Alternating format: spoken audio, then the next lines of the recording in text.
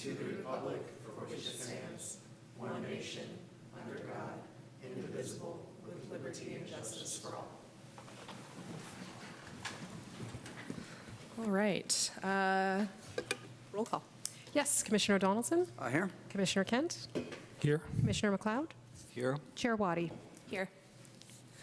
Great. That brings us to item 3. Any ex parte communications of the commissioners? No. Great. On to the consent calendar. So the consent calendar items are considered routine and will be enacted on by one motion. Approval of the consent calendar, staff recommendations will be adopted unless otherwise modified by the commission, and there will be no separate discussion of these items unless a member of the commission or a member of the audience requests removal of one of these items from the consent calendar. We have a handful of items here. We'll read through them. Item 4-1, the Planning and Zoning Commission meeting minutes from March 13th. Item 4-2, permit application 19-019, major conditional use permit for Foodie Land Night Market at Golden Gate Fields. Item 4-3, permit application 19-023, an amendment to a major conditional use for Wicked Cow Barbecue at 578 Cleveland. And item 4-4, permit application 19-021, design review for a 2-level addition at 986 Peralta. On that, does anyone from the commission or from a member of the public want to pull any of those items off the consent calendar? I'd like to pull item 4-2, please. Okay. Conditional use permit for Foodie Land. Okay.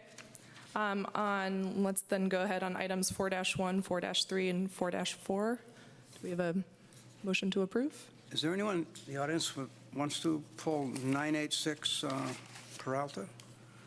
I see no one. Okay.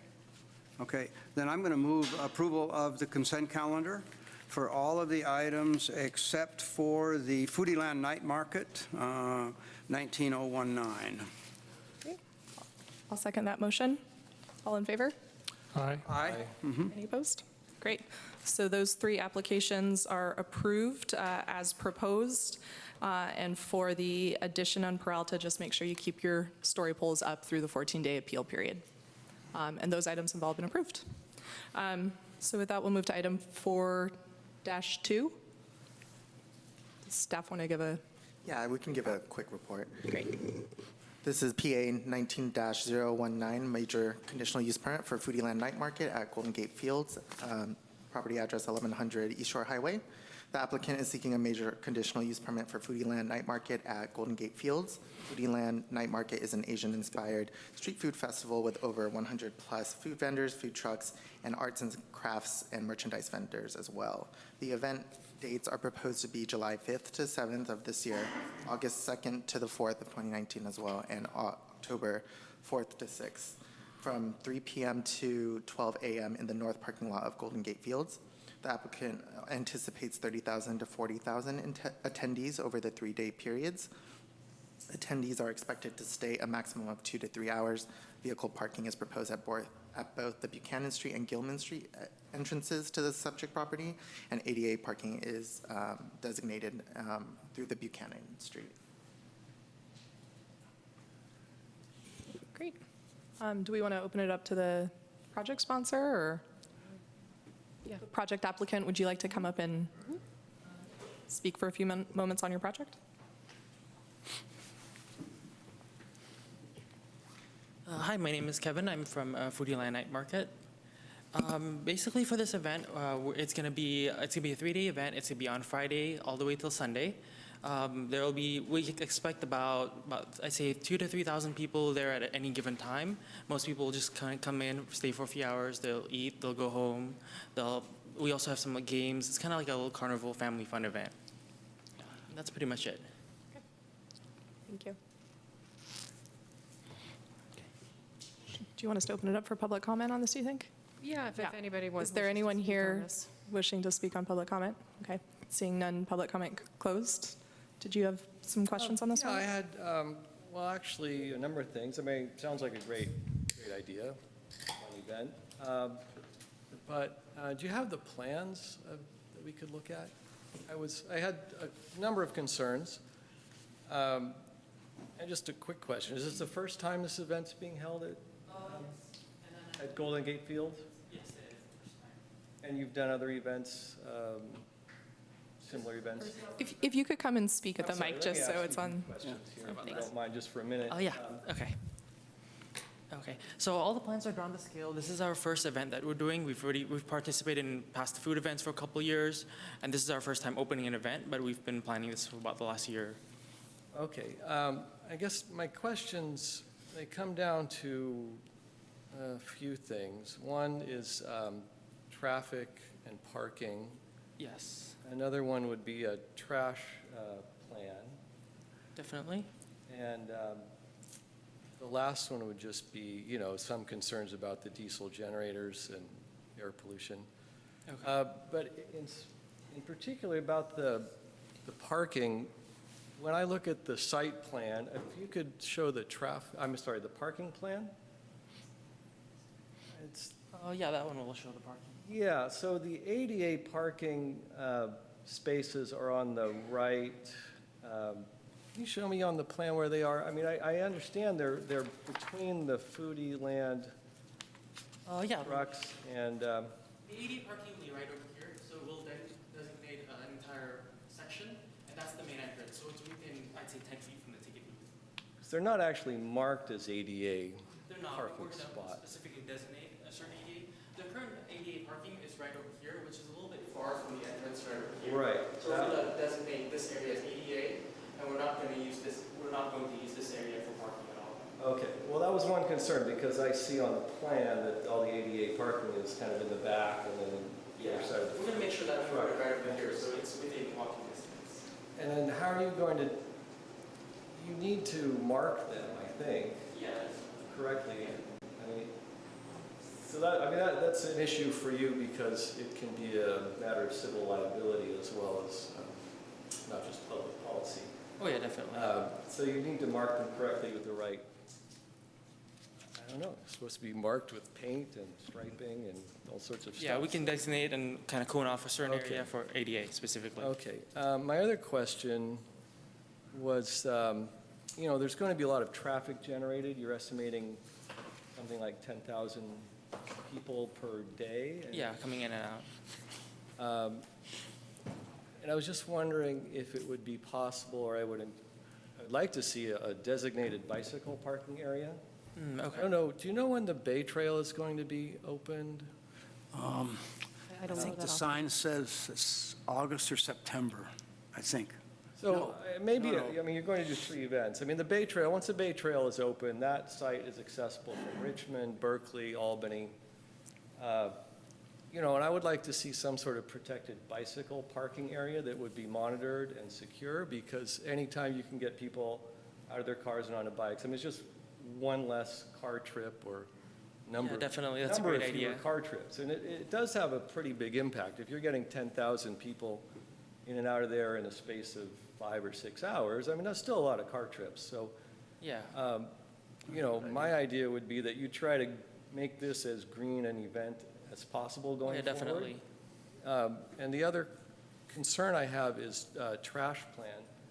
Yes. In terms of recycling, compostables. Do you have anything planned for that? Yeah, we do. So we do have a third-party trash contractor that we're using. We're going to separate out the cardboard as well as any kind of oil waste. We have a separate company that's handling oil pickup. So anytime the vendors are cooking, they're tossing out their deep fryer oil. It's going to a recycling facility, and they're going to recycle that into biofuel. Okay, well, And then- that's encouraging, because, because part of the, one of the big issues with food trucks is Yeah. that there's a lot of single-use plastic, a lot of waste. Oh yeah, definitely. So, going forward, I don't know how feasible it is, but if you work with your vendors to use compostable utensils or Definitely, we're encouraging that right containers, now. I think as an industry, that would be a very good move and Yeah, would definitely. reduce a lot of the waste, because a lot of these events, you just see trash kind of overflowing out of trash Yeah, cans. definitely. It all gets mixed up and there's no way to sort it. Yeah. So those are my main concerns. I don't know if anyone else has any other concerns.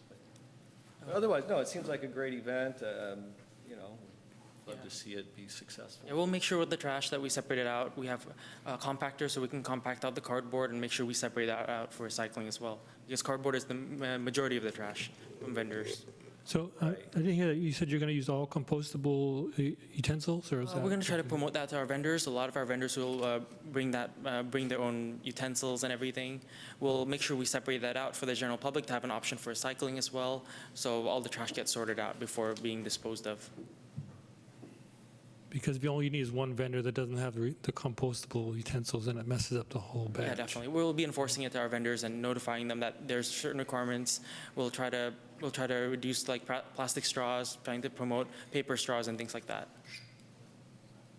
Yeah, no, it seems like a fun event, but there are impacts. I mean, traffic, Yeah, trash. definitely. Yeah, I think the trash one's a good point, yeah. The other one that I was somewhat concerned about is just the use of diesel generators. Yes. You know, they are a very bad source of particulate air pollution. There are not maybe any viable electric alternatives, but I think even propane generates less. Yeah, we'll be double checking on the generators, making sure that they don't emit, they comply to all California standards and requirements for, we'll be using probably United Rentals for the generators. Okay. I'm pretty sure they comply with all California They have to regulations. provide the newer ones that. Yeah, definitely. So they'll be the Much silent generators. Yeah, okay. Otherwise, I don't really have any other issues, but, Okay. And regarding the parking, we're going to be encouraging carpooling as well. A lot of people will be carpooling, and then some people will be utilizing like Lyft for carpools and things like that. So in terms of parking impact, we believe that it's sufficient parking for the event. well, I have no doubt you have enough parking spaces out there. Yeah. Because it's a really, really big lot, and there's even plenty of overflow. But, you know, I would like to see some sort of secured bike area within a fenced area Yeah. that would be monitored so that, you know, you don't have bike theft and people can use Definitely. bikes to get there, because it is accessible. I mean, you have 150,000 people living within 5-6 miles or something like that. Would you like that included as a condition of approval when the commission? You know, I think I would, at least some secured bike parking. I'll move. I'm prepared to make a motion to that effect, yeah. I think it's a great idea. Otherwise, I don't. Yeah. have any We can other definitely do that. I agree with it. That's a great idea. I didn't think of that. We could do a secure bike area. We can assign our staff to monitor them, make sure there's someone always there watching over the bikes. Some monitored gate in and out, and yeah, I think that would be a great idea. We can definitely do that closer to the event, so people that bike have an option to kind of come in closer to the event. Well, generally, bicyclists want to park near the entrance and have Yeah, somebody definitely. where people are Agreed. milling and seeing, you know, kind of Yeah. keeping more eyes on the bikes. Yeah, we're putting portable fencing around the event area, so we can do a section over there specifically just for bikes. Okay, yeah, no, that'd be great. I would love to see that. Okay. Those are good comments, Ian, thank you. Those are good comments. So I'm prepared to move approval with a couple of additional conditions. I'll move approval then of application 19019 for a conditional use permit for Foodie Land Night Market at Golden Gate Fields, with the additional conditions that the accessible, ADA accessible parking be close to the main entrance, and that it be properly sized and demarcated by the applicant, and that also the applicant create a bicycle corral, a secure bicycle corral close to the entrance for bicyclists. Okay. I'll go ahead and second. Sure, you can second. Either one. Great. Well, on that vote, all in favor? Aye. Aye. Any opposed? Good. Nope. Great. Thank you. That moves us off of our consent calendar and brings us to item 5 on the agenda, public comment. For persons desiring to address the commission on an item that is not on the agenda, you have 3 minutes to speak, and you can line up on the side. Is there anyone here for general public comment for an item not on the agenda? Great. Seeing none, public comment is closed. That takes us into item 6 of our agenda, discussion and possible action on items on the regular agenda. First up, item 6-1, permit application 19-017, design review for a basement and crawl space conversion at 1008 Peralta Avenue. Correct. Good evening, everyone. This is, once again, design review and for a basement and crawl space conversion at 1008 Peralta. Some background on the property. The subject property is a 4,000 square foot lot with an existing 3-bedroom, 2-bathroom, 2,000 29-square-foot house built in 1924 and then substantially added to in 1993. City records show the following work done to the property: installation of a wood-burning stove in 83, design review and a parking exemption for a two-story addition also in 93, a voluntary structural upgrade in 05, re-roof in 2013, and an electrical panel upgrade in 2018. Here's a street view of the property as it sits today. Unfortunately, the trees are kind of blocking most of it. Project request, the applicant is seeking design review approval for a basement and crawl space conversion. The project scope includes excavating within the existing building footprint to accommodate legal ceiling height in the crawl space area. The lower level is proposed to include a den area, bedroom, bathroom, gym room, laundry room, and mechanical rooms. This would add a 1,228 square foot lower level to the existing home. This, in general, will result in a 4-bedroom, 3-bathroom home with a maximum height of 29 feet. And this is the existing height of the home approved in 1993. Here's an existing rear elevation. And here's the proposed rear elevation. You'll notice the window and door at the lower level. Average perimeter height. Pursuant to section 2024-050 floor area ratios, B1C of the Albany Municipal Code, the applicant is seeking to exempt the lower level of the home from the FAR calculations, and below it is the code excerpt stating just that. The key component being measurement of height shall be taken from existing grade conditions at the time of at which the application is filed, from the exterior to the top of the existing finished floor of the first main or story above. For purposes of calculating floor area ratio pursuant to this section, the average perimeter height shall not be altered to achieve a height less than 5 feet. And this ordinance was adopted in 2017. Here is just the side elevation indicating how the average perimeter height is taken. So it's taken at these two corners, which was 7 feet and 2 feet respectively. And then on the opposite sides at 2 foot 6 inches and then at 7 foot 8 inches. So when calculating the average, you get a average perimeter height which is less than 5 feet. Thus, the proposed lower level has been exempted from FAR calculations. Exceptional design. Projects which exceed a 0.45 floor area ratio are subject to exceptional design as reviewed by the Planning and Zoning Commission. Exceptional design treatments include adding a combination of Marvin integrity, casement, awning, and slider windows throughout the proposed lower level. The existing architectural style of the home is proposed to remain. Parking. In 1993, the Planning and Zoning Commission granted this property a parking exemption to waive any required parking due to the site conditions. There is one existing off-street parking space located in the detached garage with access from Tevlin Street. No additional off-street parking spaces are required under this project scope. Staff has not received any correspondences in regard to this project proposal. The project is categorically exempt from CEQA review. And recommendations, staff recommends that the Planning and Zoning Commission review and approve the proposed project subject to the findings and conditions of approval. And with that, we can answer any questions you have. I had one just technical question on the floor area ratio calculation. So it shows that there's a slight reduction from the existing to proposed. Is that because of the stair that's going down? Correct. That area, what was a closet or whatnot, is now Correct. the stair, and the stair counts differently? Yeah, an interior staircase is needed to access the lower level, and so weirdly enough, that results in a lower FAR. Got it. Yeah. Okay. That was my only question on this project, as I was perplexed on how the lower level was being added with a reduction in floor area. So that was very helpful. Any other questions from the commissioners for staff? No. I don't have any. No? Okay. I'm good. Then with that, we'll turn to the project applicant, and you've got opportunity to present your project.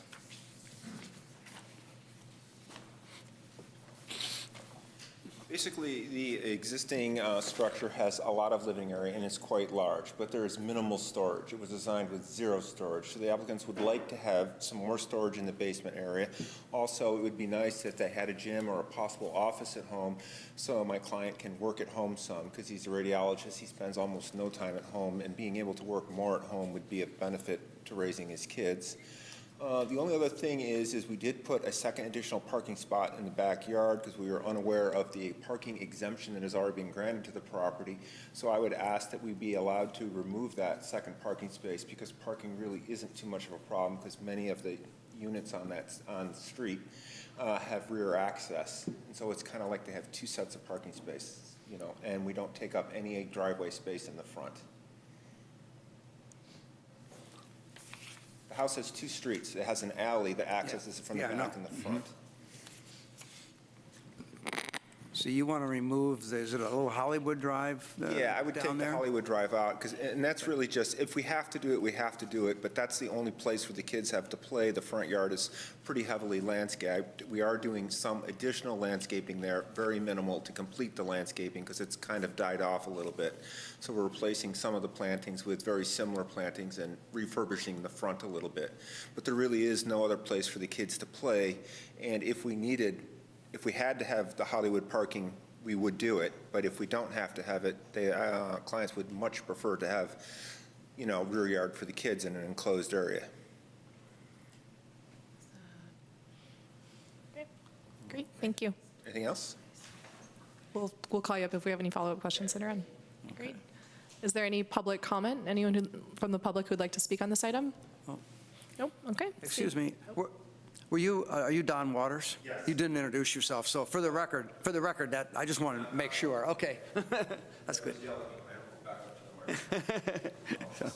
I'll not make that mistake. Yeah, I'm Don Waters. I'm a contractor. I have a history in architecture. I didn't get my license, but I went through the architectural school, and I actually originally tried to get this project done by an architect, but the client had basically done the design, so it was a drafting exercise, and we really just executed what the client wanted with considerable help from Christopher Tan to meet egress requirements in the one bedroom. The one bedroom, the reason they want that is a possibility of one of their parents getting older and needing to come live with them. So we needed the egress. We needed it to be a legal bedroom, not just an office, in case something happens and one of the parents ends up living with them. Okay. Thank you. Thanks. And we will officially close public comment since there was no one here to speak on public comment. So back to the commission. Any commissioner comments on this item? I don't have any problems with the project. I think it's kind of a nice project, and going down is a good way to do it, and the exterior of the building doesn't really change in any significant way that raises any, there's no design review issues for me at all. So I think it's fine. I'm not sure about the applicant's request for the parking and what to do with that. I've just now made aware of that. I'm not even sure I understand it, but I'm not prepared. At that point, could staff maybe explain on. whether or not that's actually, So when a parking exception is approved, it runs with the land. So that approval that was granted in 1993 remains valid today. So strictly speaking, they are not required to provide the second off-street parking space. In looking at the site plan, the Hollywood pavers that were mentioned are adjacent to the garage, and it looks like it covers more than half of the rear yard. So Yeah. if the commission concluded that this was not necessary, I'm assuming that the property owners would prefer to landscape it and have it as usable outdoor space. And there are no parking in the front, is that right? Right, this is a portion of the street where the Yeah. parking is I alleyway. know the Tevlin access there, yeah, okay. so basically, just to make sure I'm clear on this, the Hollywood pavers that are shown right on the site plan here are completely voluntary at this point, and there's no previous obligation or current need to add it. That's So we don't even really need to take an action per se. It's not a code requirement. They could choose to just not do it. Got Exactly. it, okay. Is there a tree planting requirement for this addition? Yes, so we can go back to the street view photo. I mean, all of the projects that come before you are subject to the standard condition for street tree planting. However, we do have our arborist work directly with the property owner. If there is an existing street tree, the health of that tree is assessed. If it's decided that it can remain and it's in appropriate health, then that effectively takes care of the condition. If the tree is causing some sidewalk damage, then it gets looked at a little more closely and potentially goes through the process of removal with a more appropriate tree. Okay. Okay. My only comment is really on the Peralta side, is that the strip of public property, but it's maintained by the owner between the sidewalk and the curb is just mulch. And I'm not sure what's adjacent there. It shows up there. somewhat adjacent on both sides, but it just seems maybe mulch is appropriate.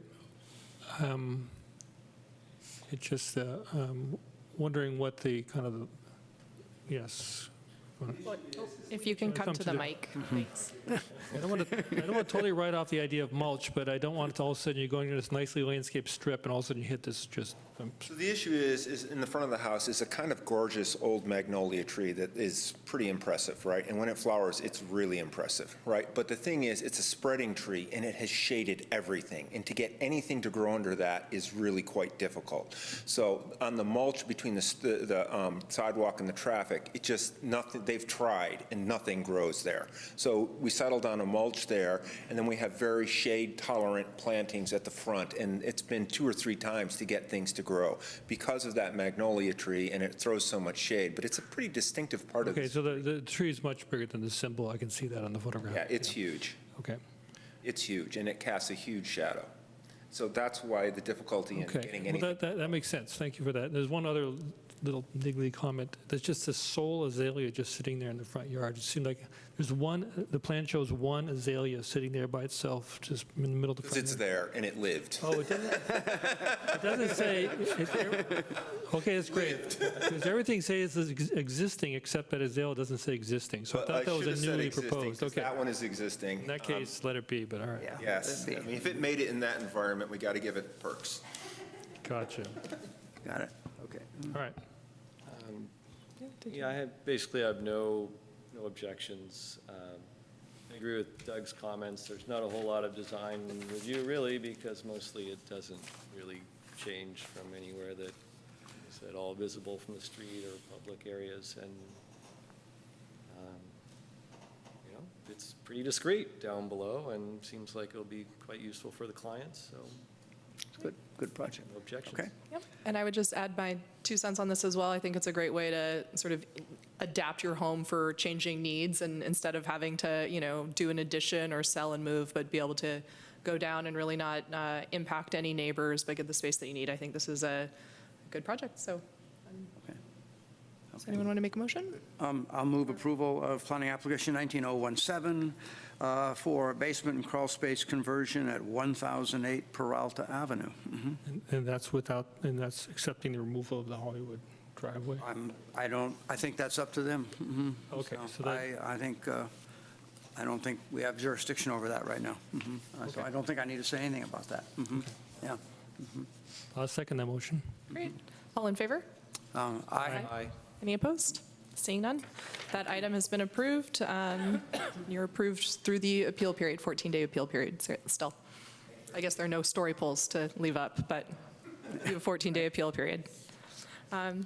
Great. Well, with that, that moves us on to item 7 on the agenda, new business. Item 7-1, the Planning and Zoning Commission work plan for 2019 to 2021.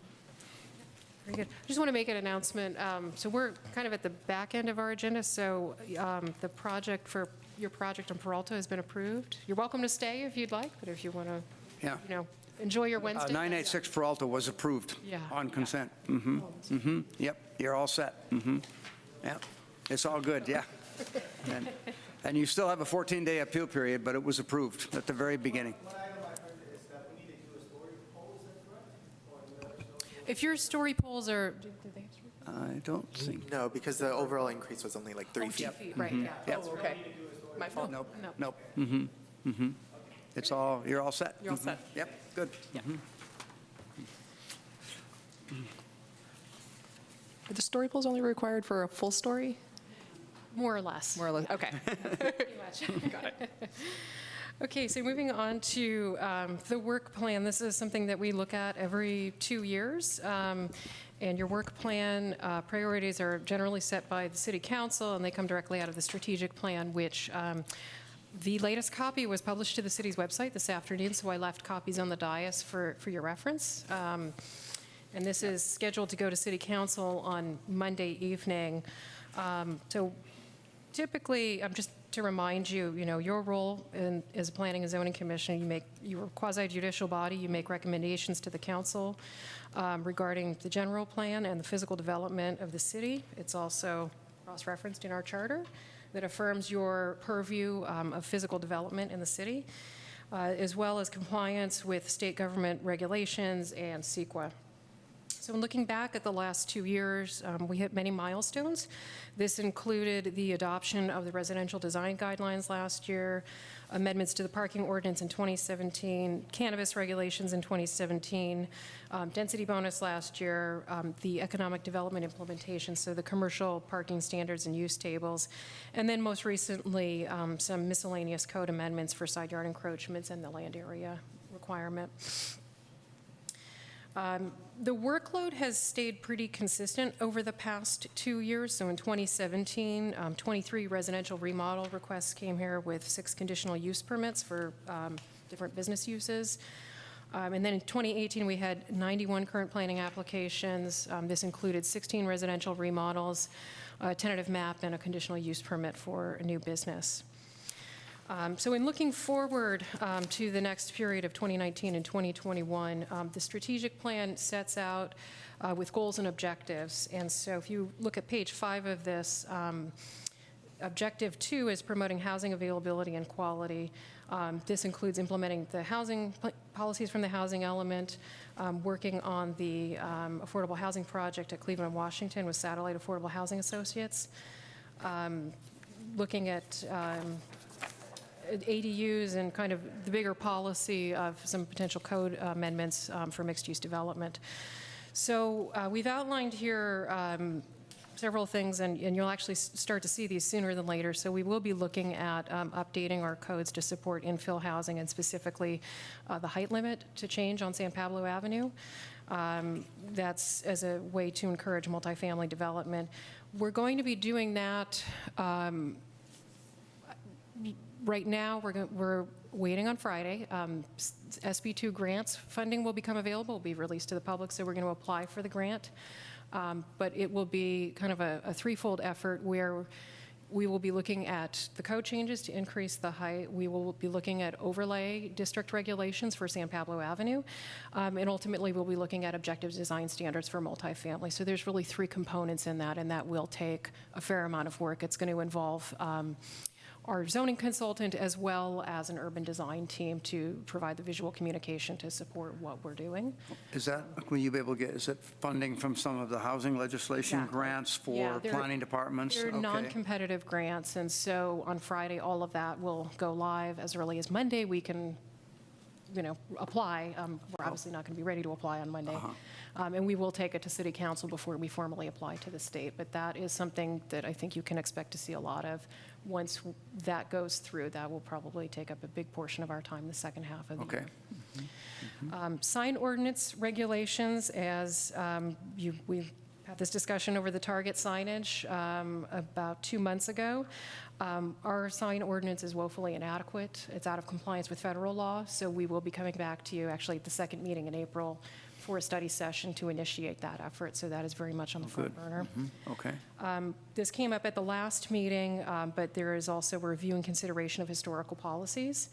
And then also soft story ordinance preparation. This was something that went to City Council as a study session item in February, and you are the advisory body that will be doing the bulk of the legwork and recommendations on that. What's the role of P&Z on the soft story then, or work? We're going to be looking to you for guidance and direction on how to craft the regulations and kind of the components that will go into that. That, again, will also be a consultant-led effort. So we won't be the ones necessarily So we facilitating that. might have some We'll be here. consultants then out in the field and doing Yeah, some of those- the building yeah, a assessments consultant that and has a lot more inventory and all of that. Exactly, Some of collecting that the we're okay. inventory and analyzing that. Okay, cool. So Okay. those are kind of your front burner. Can you get a grant for that, for doing that, or is that a city? Right now, I believe it's a city effort. Okay. I don't know of grant funding that's available, but Okay. just anecdotally, Jeff had served on, it was basically a group of geologists that they do earthquake research, and he was on that board for a number of years. So in particular, he's very passionate about this issue, and he wants to see this move forward. So Yeah, good. I think it's a good one. It's a good- critical it's for a- the safety, It's an important particularly since issue. we have so much multifamily that may not be Yeah. seismically sound in the Yeah. event of earthquake, we could have a big hit to our housing stock. Yeah, yeah. So those are your immediate policy review and initiatives as it relates to the strategic plan. Other things that do have some time sensitivity, we're going to be revisiting cannabis regulations. When that ordinance was adopted in 2017, it had a sunset clause. So we anticipate coming back to you in July with a formal update and then a recommendation to City Council. Okay. We are waiting to see what happens with the state housing policies that are being proposed right now and in various committees. So there could be some additional efforts that come out of that may require amendments to our local regulations. And then lastly, we're going to continue to process ADU applications consistent with state law and provide feedback to the commission on basically the data that we're collecting on that. Just so you know, we've seen a steady increase in recent years. So it's something that right now comprises a big quantity of our applications that are received. You know, I would really like to see, I think that some of those small ADUs should be affordable. And I would really like to see if there's anything that we, the city, maybe planning and zoning have a role or not, could do to either to have some regulations so we can get some information on what rents are being charged. And if some of those are in fact qualified as affordable, then we should get credit for that under the housing element. That's one thing where I really see and we just don't, I don't think we know. And Well, then the other thing is if they are that small, maybe there's some things we can do to require them to be affordable. We did have a rent survey that was done in 2014, and we initiated an effort last summer that we need to resume. We attempted to do it electronically, but in fact, snail mail yields us the greatest results. What did? We tried to do it electronically, and that didn't yield a great response. When we did it in 2014, and we did it through conventional U.S. Postal Service, we got a really high return rate. I think it was like 65 really? or 70%. So I vaguely remember that. Now, redirect that remember effort that, so yeah. that we can get some current data. I think that'd be a real good project. That'd be a real good project for you to take on, not necessarily us, but yeah. Well, I think it's a good project just so that we're all aware of what rents are going for. Yeah. I mean, this is not a hard and fast metric, but when we talk to potential applicants about their intentions of building an ADU, generally speaking, it's to accommodate multi-generational housing. It's really not for the purposes of having rental income. I bet. You did receive some correspondence on this that was forwarded to you yesterday. One last thing to note, this year we have included logs of both meeting attendance and meeting duration from 2017 and 2018. This is really to show the amount of time and effort that this body puts into getting the business of the city done. And those numbers are not insignificant, and your time is not lost on us. Committing 33 hours in 1 year and 29 hours in another year is a big donation of your time, and we want your efforts to know that you are appreciated, and we appreciate your service to the city. It's just the time sitting here, right? Yes, Yeah, that is that's just the all it time is. sitting in this room Appreciation for the on the rest of the time. dais. Wow, also the prep time. Yeah, I think the prep time adds, you can come back out of that and multiply So it. maybe if we talk a lot tonight, we get more minutes, huh? I don't know, I think you can roll over some of those minutes from the last meeting. Right. I That had was a a long one, quick yeah. question for staff, just on the housing element policies and all of that. What's Albany's RENA goals? Right Do you know now, what I those think are? from our 1523 was at 346. 346? And is that any housing production, like assuming market rate? That was the total number. I'd have to go number. back and actually look at the 346, breakdown. But Yeah. it's higher than I thought it would be. And I forget the Yeah. breakdown. And I think I looked at our ADU unit creation within that window of time, and it doesn't sound like a lot year to year, but cumulatively, it actually makes somewhat of a dent in the RENA. It And does. the RENA is annual, right? Or is it- This no, is just for the reporting period of 15 to 23. So The we're RENA is a gonna- 7-year period. That's 7 period. years. Okay, so it's 346 for For the 7 years. Yeah. Yeah. Well, while I'm talking, I guess, these seem like a great work plan. I mean, it includes all the things that I was kind of thinking about. And it's definitely, there's still a lot of meaty substantive items that are not necessarily easy to tackle, but I don't see anything missing sort of planning and zoning related that's tied to this. So I think these are all things that we've touched on in some shape or form, and I think that's a good idea. I think the soft story one is a great one. I know San Francisco has a pretty robust soft story ordinance, and they've actually sort of paired some soft story with ADUs, which has been a really interesting way. It's actually been one of our ways of getting a lot of ADUs is allowing multiple ADUs as an incentive when people do it as part of a soft story retrofit.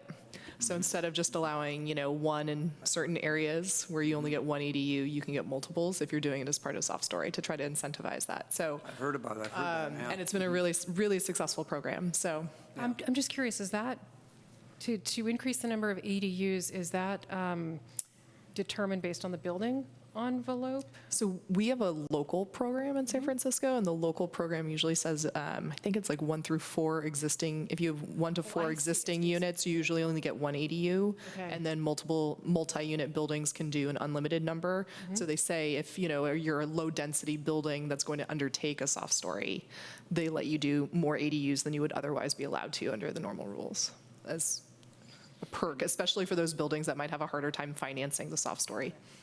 And you're allowed to do them by expanding the building envelope?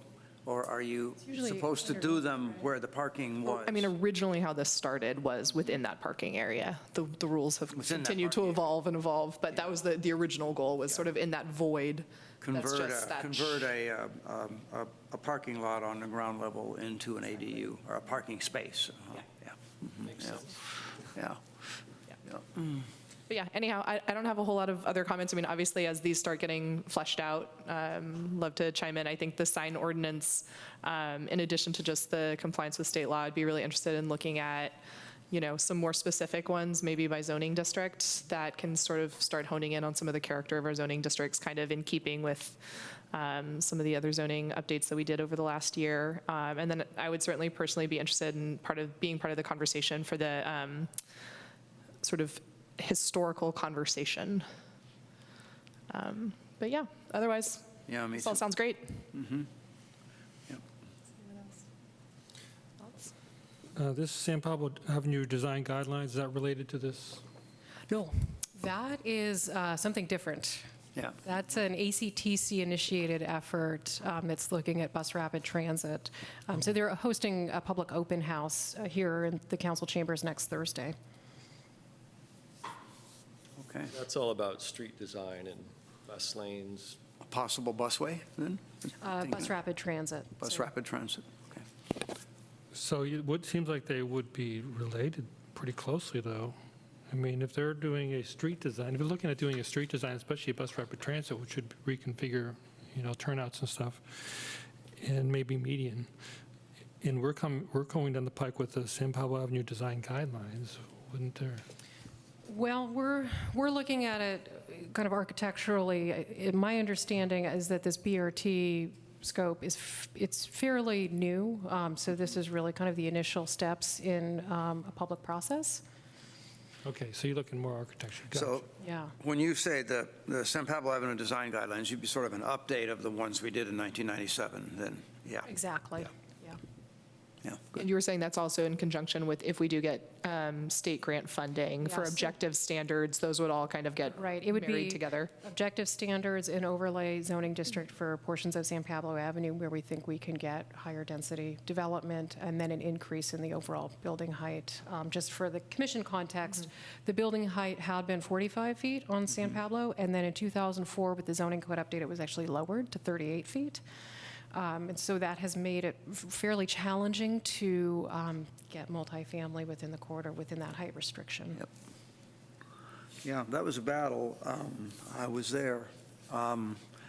And it was the building on the corner, or the building down the street here on San Pablo, the multi-story, multi-unit building that went up there, just this side of Solano. I forget the name of what it's called, but it went up to 45 feet, and they made a mistake, and it's really 47, but there were a couple of council people who really did not like that, and that the zoning dropped the height limit. So I think on that point, what too high at the time. Now, we have a 50-foot building down here. Belmont Villages is 50 feet.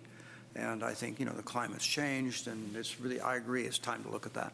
I also think on that point, just talking about it, so much is about the design, not necessarily the height. I know. And I think it would be good to, as part of this conversation, really have some strong examples of how taller buildings can feel still kind of quaint and charming and pedestrian-oriented, but, you can even have a 20-foot building that doesn't feel right for the neighborhood if it's not designed well. It was a big issue and a big battle, and a lot of people on Kames and Adams were also very leery of the 45-foot height limit or going higher, for sure. And they were very much in favor of the idea of lowering the height limit. I thought So during, they'll still be the there. 97, all the study, if I recall during that 97 debate, all the studies were showing they needed 4 stories in order to make the retail work. Yeah. But the community really only wanted 3 That was stories. the, 97 is the San Pablo Avenue Design Guidelines, and then 2004 was the rezoning. Oh, 2004. That's when the height limit was reduced, and well, it was a 4-year process from 2000 to 2004 to redo the zoning ordinance. And I should point out, no one wanted to touch the sign ordinance. It was too hot at the time. Touch what now? The sign ordinance. Oh. And we're proposing to touch that, to look at it. It needed it Why then. was it? It really needed it then, and it really needs it now. What was there was some controversy around it? Yeah, there were. Chamber of Commerce people and Solano Association people, some of them were really alarmed about the sign ordinance and the signage, and there was a move. Remember the sign by Big Al's Burger down there? There was a tall tower sign that was quite large, and there were a lot of people didn't want to get it removed. It did eventually get removed, but everybody stood behind Big Al, who didn't want that removed, and that caused a lot of controversy. Okay. Yeah, all the business community were for sure supporting the old sign ordinance. Like old or higher So signs or? the council told us at the time, we were not, the zoning code revision commission was not to look at the sign ordinance. So you said the federal guidelines, isn't that mostly about billboards? So how's that going to affect our local?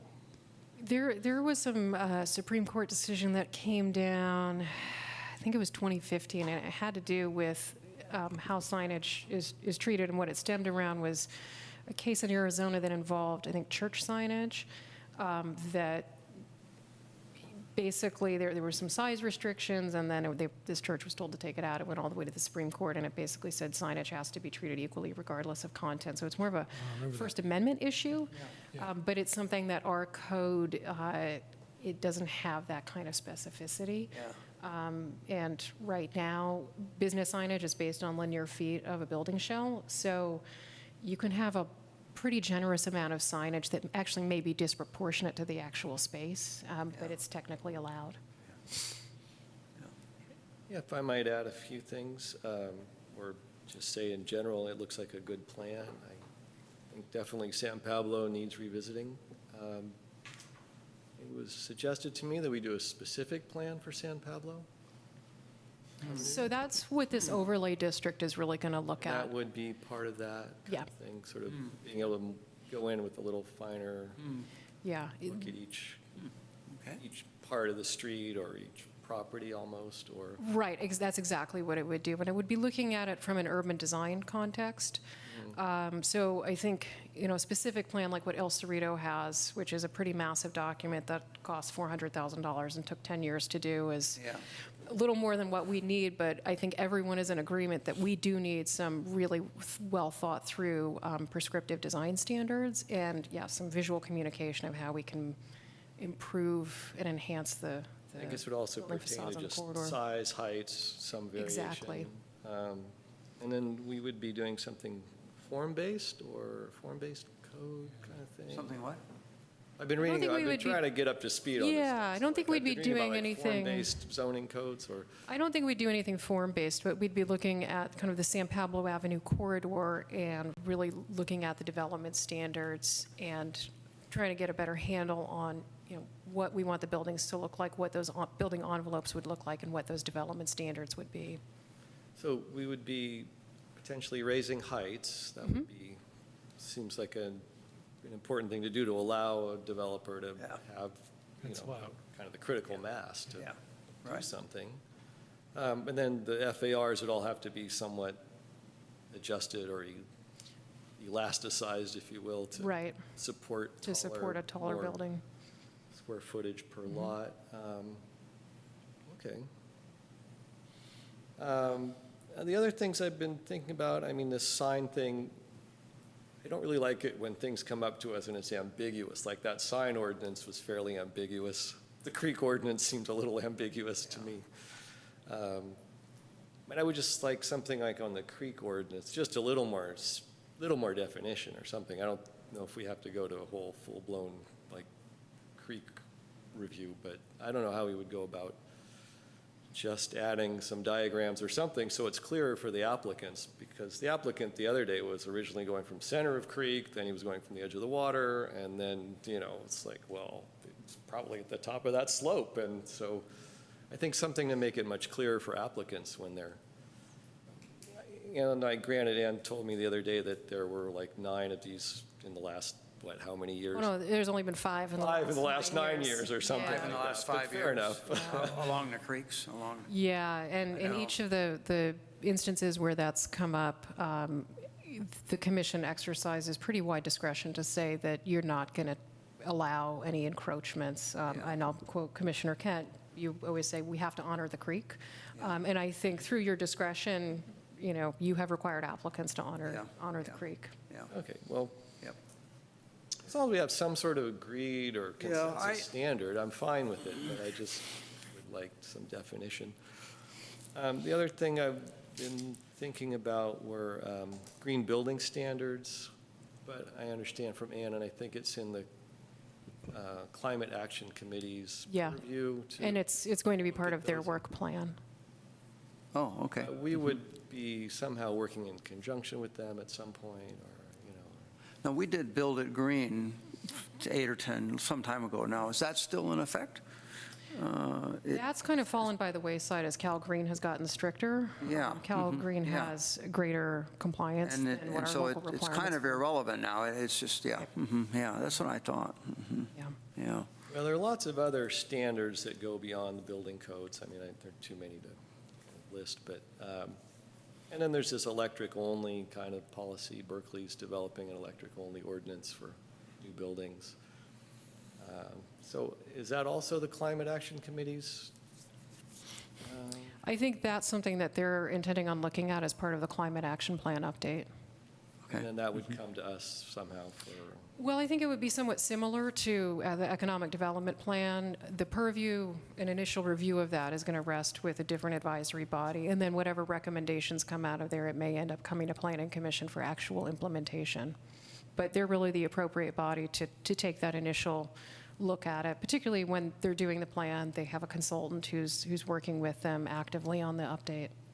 Oh, okay. Because we only really have purview in terms of our work plan over things that are in the planning code, the zoning code and regulation. So things like building systems that don't live in the zoning code aren't really within our work program. Is that kind of, if I'm Right. getting that right? Yep.